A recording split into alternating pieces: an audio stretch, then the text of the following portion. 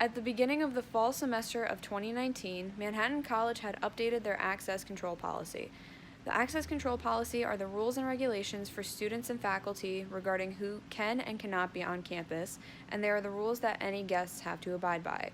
The access control policy was changed at the end of the summer with new changes such as students who live in other residence halls such as Jasper, Chrysostom, Lee, Horan, and Overlook Manor cannot enter into another residence hall without being signed in by a resident of that building.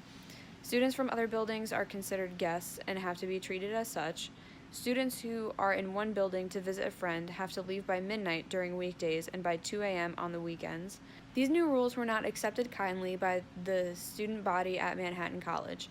When I went around and asked some students about how they felt about the new policy change, this is what they said. It's limited me to hang out with all my friends because all of us live in different buildings. Luckily, we have friends in Jasper, but they're not able to come see my room and I can't go over to OV anymore.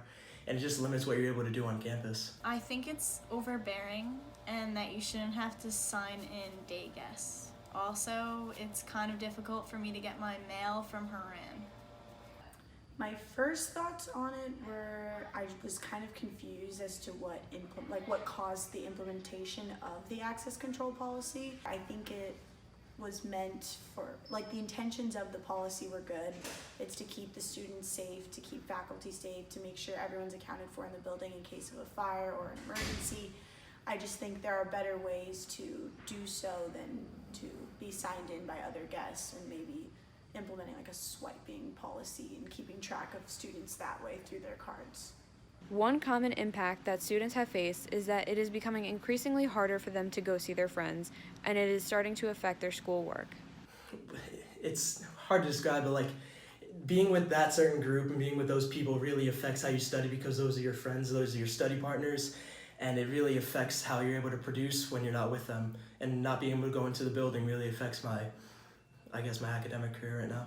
Also, one common interference that some students have faced is the increased difficulty of getting into academic buildings with scanners such as Leo Hall and RLC.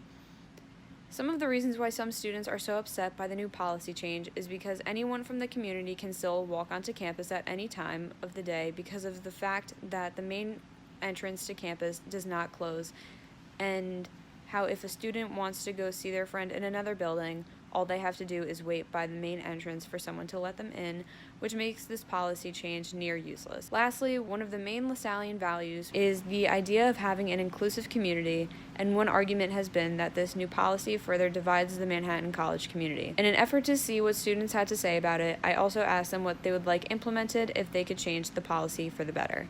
I wouldn't say get rid of it because I think it's a good idea for security reasons, but at least extend the time or at least allow people from other buildings into your building, because I understand that you can't let everyone in, of course if they don't go here, but they're just right next door, and Horan and Lee are right next door to each other. Why can't they just come right over? They should get rid of the day guest rule, and your key card should be allowed to open all the doors in all of the buildings if you live on campus. It would be really cool too if they still wanted to do the signing in or the guest policy, if they could do it from the bridge, so that way people that live in that area don't have to walk all the way down to the first floor.